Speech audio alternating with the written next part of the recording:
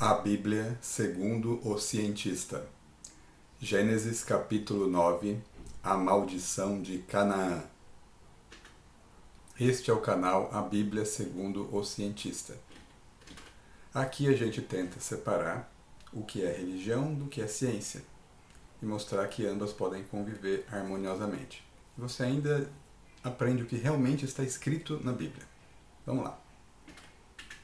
Episódio de hoje, Gênesis capítulo 9, a maldição de Canaã. Nosso plano de estudos hoje, um vinho, um ato de desrespeito, uma maldição. Bem, começamos falando dos filhos de Noé. Se você está perdido, no episódio anterior, a gente falou sobre o arco-íris que apareceu depois que o dilúvio acabou. Então estamos em Gênesis capítulo 9, versículo 18, onde está escrito: E os filhos de Noé, que da arca saíram, foram Sem, Cão e Jafé. E Cão é o pai de Canaã. Sem, do hebraico Shem, Cã, na verdade é Cam, Jafé é Yefet, e Canaã, Canaã. Aqui é interessante observar que os três filhos são citados, os três filhos de Noé, e especificamente o neto Canaã, ele também é mencionado aqui. Isso porque ele vai ter uma participação importante daqui em diante. Então, esses três, segundo Gênesis 9:19, foram os filhos de Noé. E destes três é que se povoou toda a terra, segundo o relato do Gênesis. Então, a humanidade pós-dilúvio, segundo Gênesis, descende de um desses três. Então, segundo Gênesis, uma pessoa no mundo contemporâneo seria descendente de um desses três, de Sem, Cão ou Jafé. Bem, aconteceu que depois que Noé saiu da arca, fez seus sacrifícios, matando alguns dos animais que havia salvo do dilúvio, é por isso que havia 7 casais de animais puros, para que pudesse ter animal sobrando. Noé começou a lavrar a terra. Em Gênesis 9, de 20 a 21 está escrito: E começou Noé a ser lavrador da terra, foi agricultor, e plantou uma vinha, e bebeu do vinho e embebedou-se, e descobriu-se no meio de sua tenda. Então o que aconteceu? O Noé, ele plantou uma vinha, aí ele fez vinho a partir das uvas, bebeu, e bebeu bastante até ficar bêbado. E aí ele ficou bêbado e descobriu-se, quer dizer, ele ficou nu, ele ficou pelado no meio da sua tenda. Bem, aí o cão, observe que essa tradução para português, ela acaba sendo, de certa forma, pejorativa, porque apesar do som ser um pouco similar ao original em hebraico, o cão, como palavra, metáfora, usada para ser humano, às vezes não é usada de uma forma agradável.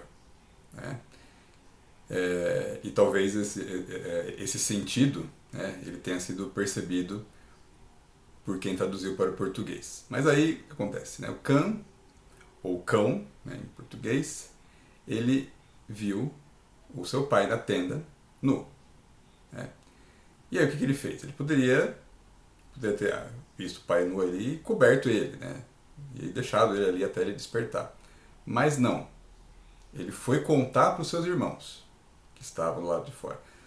Aqui nós temos uma pintura de Bernardino Luini, que não viveu no tempo de Noé, não o conheceu, nem aos seus filhos, e não sabia como eles se vestiam nem como eram.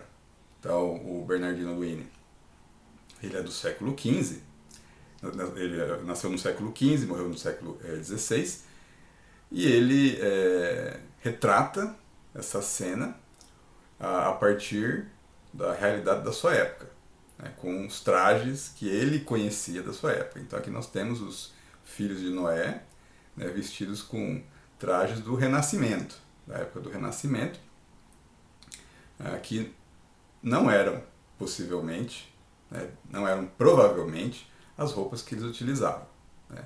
O Noé até que pode ser que está melhor caracterizado ali, sendo coberto apenas com um manto, né? Mas então, do lado direito, a gente tem ali a representação do cão, que está ali mostrando o pai nu para os irmãos, né, e está rindo, está zombando, né? O Gênesis não fala isso. Ele não é tão específico para dizer como que o cão ele contou para os irmãos, o que ele fez além de contar, mas ele só fala isso. Ele foi falar com seus irmãos, né, e aí nós vemos os irmãos tentando cobrir o pai e evitando olhar para ele diretamente. E isso está escrito, né? O Sem e o Jafé, eles vão até o seu pai e cobrem-no sem olhar para ele. Segundo Gênesis 9, 23, então tomaram Sem e Jafé uma capa, puseram-na sobre os ombros, ambos, e indo virados para trás, cobriram a nudez de seu pai, e os seus rostos estavam virados, de maneira que não viram a nudez de seu pai. Então o que eles fizeram? Eles pegaram uma capa e eles foram andando de costas, né, até o Noé, e aí eles jogaram a capa sem olhar para o pai, né? Então eles não evitaram de vê-lo nu. Isso aqui é uma representação dessa cena, a pintura Drunkenness of Noah, que seria, né, a bebedeira de Noé, de autoria de Carlo Saraceni, que também não viveu na época de Noé, não conheceu, não sabia como é que eles eram nem como se vestiam. Ele já é posterior ao pintor anterior. Ele já nasceu no século XVI, faleceu no século XVII. Bem, aí o Noé finalmente acorda. E aí ele amaldiçoa alguém. Quem? Né? O cão, que foi o que foi contar para os irmãos o que viu sem cobrir o pai, né? Não. Ele amaldiçoa o filho do cão, né? O Canaã. Em Gênesis 9, 24 e 25 está escrito: E despertou Noé do seu vinho, e soube que o seu filho menor lhe fizera. Então aqui a gente descobre que o cão era o filho mais novo, que até agora a gente sabia. Então a gente sabia que o Noé tinha 3 filhos, agora a gente descobre que o cão era o mais novo. Porque a ordem que eles são citados anteriormente, Sem, Cão e Jafé, pode dar a impressão que o Jafé é o mais novo. Agora aqui esse verso fala que não, o cão é o mais novo. E aí Noé diz, né, maldito seja Canaã, servo dos servos seja os seus irmãos. Canaã é o filho do cão. Não foi Canaã que foi ver Noé e foi contar para os seus tios que ele estava nu. Foi o pai dele. Aqui é uma coisa estranha. Por que o Noé amaldiçoou o seu neto? Né? E aí, na sequência, né, o Noé abençoa os seus outros filhos. Em Gênesis 9, 26 e 27. E disse, bendito seja o Senhor Deus de Sem, seja-lhe Canaã por servo. Alargue Deus a Jafé e habite nas tendas de Sem, e seja-lhe Canaã por servo. Aqui Noé, então, ele abençoou o Sem e o Jafé. No caso, a gente entende aqui que o Sem deve ser o primogênito, né? Porque quando ele se refere ao Jafé, ele fala para o Jafé habitar nas tendas de Sem. Então, quem teoricamente teria tendas, né, para receber alguém era o Sem. Mas, de qualquer forma, os dois eles se tornam senhores de Canaã. Então o neto passa a ser um servo dos tios. Canaã, né, só como um spoiler aqui, o nome, vai ser o nome da terra para onde os israelitas eles vão depois que eles saem do Egito. Eles vão conquistar essa terra e aí transformá-la no reino de Israel. Nesse trecho aqui a gente vê o seguinte, né, que a descendência de Canaã ela está condenada a servir a descendência dos seus tios. Então, nessa maldição aqui, não é somente aquele momento ali. Essa maldição aqui é uma referência para o que vai acontecer no futuro. Os descendentes de Canaã vão servir os descendentes de Sem e Jafé. Aí Noé morre. Né? E em Gênesis 9, 28 e 29, né, está escrito: e viveu Noé depois do dilúvio 350 anos. Quando o dilúvio começou, Noé tinha 600 anos. Aí ele viveu ainda mais 350. E aí foram todos os dias de Noé 950 anos. Aí ele morreu. Né? Não chegou nos 1000. Não foi também a pessoa mais velha relatada na Bíblia. A gente viu isso num outro vídeo anteriormente. Se você ver o vídeo de Sete a Noé, você vai saber quem que é a pessoa mais velha descrita na Bíblia. Agora, imagine o seguinte: Noé viveu 950 anos. Então, imagina Noé vivo. Né? Aí ele está vivo junto com os filhos, netos, bisnetos, trinetos e tetranetos de Canaã, sabendo que foram amaldiçoados. Então, que situação constrangedora, porque ele poderia amaldiçoar o Canaã, mas aí ele vai morrer, ele não vai ver a descendência. Mas não, o Noé continua vivo. Aí ele vê o seu neto Canaã amaldiçoado crescendo, né? Aí o seu bisneto também amaldiçoado e crescendo, todo mundo sabendo que o Noé amaldiçoou o seu pai, o seu avô, o seu bisavô. Né? Uma situação bem constrangedora. Bem, aí, depois em Gênesis 10, a 15 a 20, a gente tem um relato de qual que é a descendência de Canaã. Né?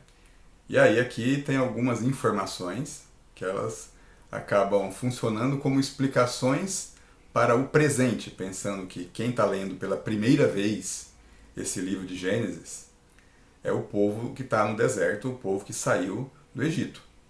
Essa é a nossa hipótese aqui, né? Que o público-alvo, né, do Gênesis é esse pessoal que saiu do Egito. Então em Gênesis 10, 15 a 20 está escrito: e Canaã gerou a Sidom, seu primogênito, e a Et. E ao Jebuseu, ao Amorreu, ao Girgazeu, e ao Eveu, ao Arqueu, ao Sineu, e ao Arvadeu, ao Zemareu e ao Emateu, e depois se espalharam as famílias dos cananeus. E foi o termo dos cananeus desde Sidom, indo para Gerar, até Gaza, indo para Sodoma e Gomorra, Admá e Zeboim, até Laza. Estes são os filhos de Cão, segundo as suas famílias, segundo as suas línguas, em suas terras e em suas nações. Então, o Canaã, né, ele gerou alguns descendentes que formaram vários povos, várias tribos, que eram os cananeus. Eram cananeus porque eram descendentes de Canaã. Né? E esses povos, Jebuseu, Amorreu, Girgazeu e demais, eles são citados mais adiante, quando os israelitas estão para entrar na sua terra prometida. Né? E a terra prometida é a terra dos cananeus. Então, aqui a gente dá um spoiler. Né? Deus promete a Abraão, mais tarde, né, em Gênesis, que é um descendente de Sem, as terras dos descendentes de Canaã. Então, vamos só dar um spoiler aqui de Gênesis 15, 18 a 21, onde está escrito: naquele mesmo dia fez o Senhor uma aliança com Abraão. No caso, com Abrão, inicialmente, porque ele mudou de nome depois. Dizendo: tua descendência tenho dado esta terra, desde o rio do Egito até o grande rio Eufrates, e o Queneu, e o Quenezeu, e o Cadmoneu, e o Eteu, e o Perizeu, e os Refaíns, e o Amorreu, e o Cananeu, e o Girgazeu, e o Jebuseu. Então, observe aqui. Deus entrega para Abraão a terra dos descendentes de Canaã. Então, aquela maldição de Noé, ela pegou mesmo aqui, porque os cananeus, eles não vão nem poder manter a sua terra. Eles vão perder para os descendentes de Sem. E aí, outro spoiler, né? Agora de Êxodo, os descendentes de Cão são justamente os povos contra os quais os hebreus eles vão lutar. Em Êxodo 3,17 está escrito: portanto eu disse, far-vos-ei subir da aflição do Egito, à terra do Cananeu, do Eteu, do Amorreu, do Perizeu, do Eveu e do Jebuseu, a uma terra que mana leite e mel. Então, Deus está falando que está vai levar o povo que era escravo no Egito a uma nova terra prometida, só que a terra já está habitada, né? E eles vão ter que desalojar o povo que está lá. Em Êxodo 33, 2, Deus novamente fala: enviarei um anjo adiante de ti e lançarei fora os cananeus e os amorreus e os heteus e os perizeus e os heveus e os jebuseus. Então eles vão tomar a terra dos cananeus, né, e vão expulsá-los. E isso tem uma base, né? Isso encontra uma base aqui nesse trecho de Gênesis da maldição de Canaã, porque nossa, mas por que eles vão fazer isso, né? Pois eles estão saindo de escravos do Egito e eles vão pegar e desalojar outras pessoas, tomar a terra deles, né? Por quê? Porque esses povos estão amaldiçoados. Então, a história da maldição de Canaã, ela serve para justificar a destruição dos habitantes dessa terra. Em Êxodo 20, 13, está escrito: não matarás. E isso é repetido em Deuteronômio 5,17. Mas se não se deve matar, por que os israelitas mataram os povos que habitavam a terra que se tornou o reino de Israel? Os israelitas eles atacaram as cidades, né? Eles não prenderam as pessoas, né? Eles não agiram de forma pacífica, né? Foi uma tomada violenta da terra. Então, na verdade, o que aconteceu? Essa história da maldição do Canaã, ela serviu na prática como uma licença para matar. Porque esses caras aqui, eles estão amaldiçoados. Esses aqui são os descendentes, né, do cão que ele agiu de forma inapropriada, né, com seu pai. Ele desrespeitou Noé. Então, como ele desrespeitou Noé, então a descendência dele está amaldiçoada. Era como uma vingança pela transgressão de Cão, pai de Canaã. A questão aqui é, né, será que assim, o que o Cão fez foi tão grave assim que tantas pessoas teriam que pagar por isso? E a história dessa maldição ainda repercute hoje. Se você se lembra de um texto que nós mencionamos aqui sobre a descendência do Cão e onde eles foram habitar, né? Uma das partes que eles habitaram, né, foi Gaza, né? Uma região que ela existe ainda hoje, é uma região onde estão assentados palestinos e é uma região de grandes conflitos. Aqui nós temos uma notícia da BBC que relata o seguinte: o conflito árabe-israelense forçou milhares de palestinos a deixarem suas casas. O número aproximado mais preciso, segundo a ONU, fica em torno dos 700 mil ao longo de toda a Primeira Guerra Árabe-Israelense. Os números e motivos da saída palestina, no entanto, são objeto de discussão até hoje entre os dois lados. Os palestinos afirmam que houve um grande número de expulsões e muitas famílias foram impedidas de retornar após a guerra. Isso aqui é uma descrição do evento que é conhecido pelos palestinos como Al-Nakba, que significa a catástrofe. Essa foi um evento que mudou o destino dos palestinos em 1948, que foi a fundação do Estado de Israel, e está na raiz do conflito com os israelenses. Então, fazendo uma repetição da história, os israelenses, no século XX, eles, desrespeitando, né, o plano da ONU, eles empreenderam uma guerra para a fundação de um Estado judeu. Eles formaram o Estado de Israel e nessa formação os povos que já habitavam aquela região há muito tempo, né, eles fugiram, se tornaram refugiados e depois não puderam retornar para suas casas. E ainda alguns que ainda habitam em Israel estão ameaçados de perder as suas casas até hoje. Né? Não por todos os israelenses, né? Mas porque há radicais dentro de Israel que querem tomar as casas dessas pessoas, acreditando que eles têm um direito divino sobre essa terra. E se nós pensarmos, né, no que os radicais extremistas, né, o que eles se baseiam para negar o direito, né, a que famílias que já moravam na região poderem permanecer nas suas casas, a gente então descobre isso, né, que existe aqui uma crença em uma maldição antiga. Então, assim, o conflito árabe-israelense, ele se parece assim como uma maldição, né? A maldição de Canaã que permanece. Aqui nós temos uma notícia do jornal O Globo, né? Em que Israel aprova uma lei que define o país como exclusivamente judeu. O texto diz que o Estado é terra natal do povo judeu, que tem direito exclusivo à autodeterminação no país. Os deputados árabes denunciam apartheid. O parlamento de Israel tem deputados árabes também. E, teoricamente, Israel deveria ser um país, né, com qualquer povo ali presente. Deveria ser um país de judeus, né, e muçulmanos e cristãos e todo mundo que quisesse morar lá. Mas existe dentro de Israel uma força, né, de extremistas, de radicais, que querem transformar o Estado, que é um Estado laico ainda, né, em um Estado judeu, né, que tem fundamentos na religião. Aqui nós temos a imagem que utilizamos na capa da apresentação, né, desta aula aqui, que é Noah Dunning Ham, né, Noé amaldiçoando o cão. Né. É uma pintura do século XIX, de autoria de Ivan Stepanovich Xenofontov, que viveu no século XIX.